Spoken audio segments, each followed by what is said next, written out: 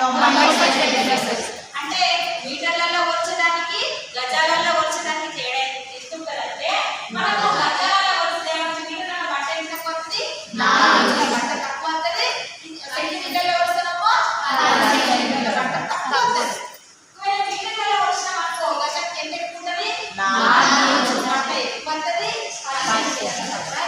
10 సెంటీమీటర్లన్నా 4 ఇంచులన్నా ఒకటే. కాకపోతే సెంటీమీటర్లు అడుగుతానేమో 10 సెంటీమీటర్లు గజాలు అడుగుతానేమో 4 ఇంచులు. అర్థమైందా?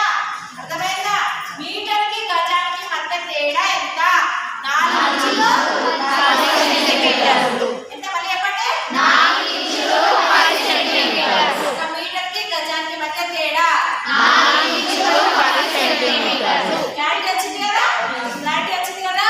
అయితే మీటర్ మన షాప్కి వెళ్ళినప్పుడు మళ్ళీ అక్కడ మోసం చేస్తారు. ఏంటంటే ప్రతి మీటర్లో మనకు గజం లాగా ఇచ్చి ప్రతి 4 ఇంచుల బట్ట వాళ్ళు ఏం చేస్తారు? మెయింటైన్ చేస్తారు. మనకు అందుకే రాదండి.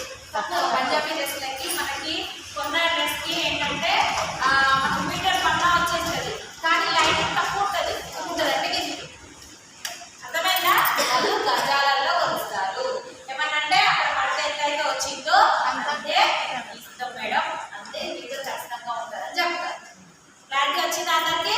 మీటర్కి గజానికి మధ్య తేడా ఇది 3 సార్లు కొలిస్తే ఇలా 1 2 3 సార్లు కొలిస్తే ఒక గజము. ఇది ఒక ఫీట్.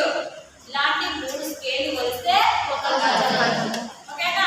మూరలలో కొలిస్తే ఇప్పుడు మన 12 కదమ్మా, ఒక మూరకి ఎన్ని ఇంచులు? 12 ఇంచులు. ఎందుకంటే మన గజానికి ఎంత అవుతుంది? 35 తక్కువ 35 ఎక్కువ. నేను 1/2 చేస్తే ఎంత వస్తుంది? 18 వస్తుంది. అంటే ఒక మూర వేసుకోవడం 18 ఇంచులు. అర్థమైందా? మరి ఇప్పుడు ఎన్ని కూరలు ఉంటాయి మన చీర?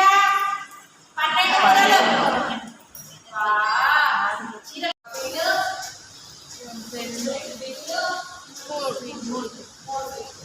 ఓకేనా?